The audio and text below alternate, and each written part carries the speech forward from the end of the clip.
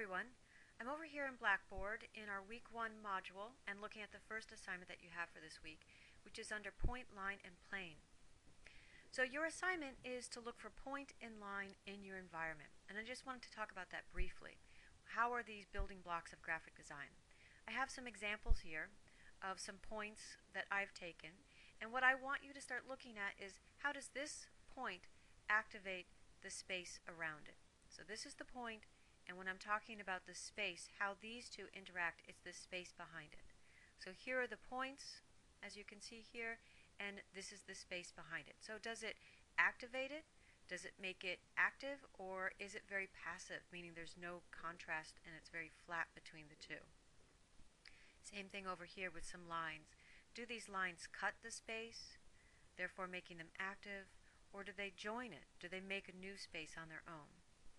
So if you look over here in the design links, I have a lot of examples of different designers and blogs you can go to, and I just went to the one Meta Design, and let's look at a few of their examples that use, well, what we're going to look for are examples that have point and line in them.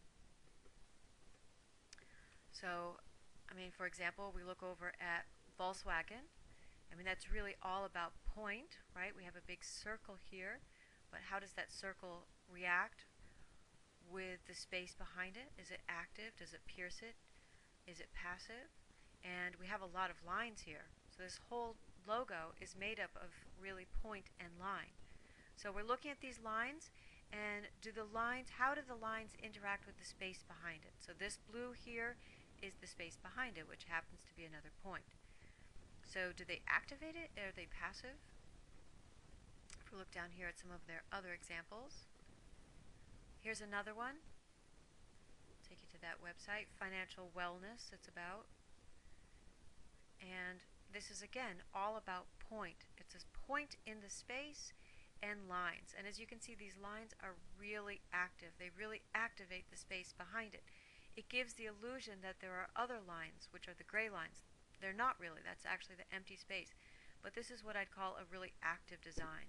And here I have the website, just if you want to see how it's implemented on their actual website, the logo. Oops. And just going back, look at another one.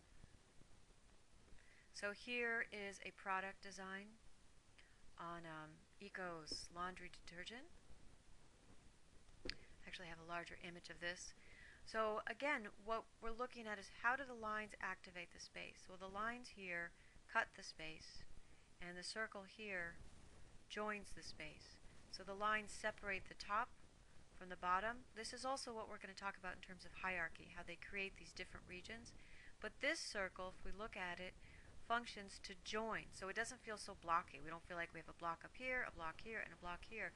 We have a circle that overlaps the two different spaces. So this circle is actually joining. And going back, we'll just look at one more example of theirs.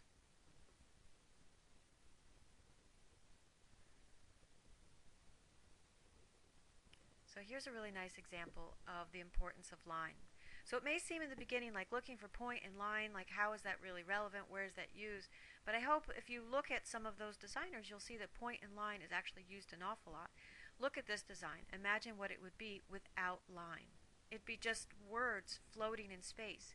But these little bits of line that we have here and then we have here both join and separate. So this one separates. It separates this from here.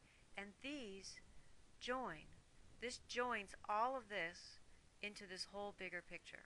And here we can make an argument that this is essentially a point and is also used to separate out. So it's a very simple design, but it's very elegant, and it's basically made up of text, point, and line. Okay, so I hope this gives you a few ideas to think about when you're starting to investigate, look for point and line. We're looking for point and line, and we're seeing how does it interact with the space behind it.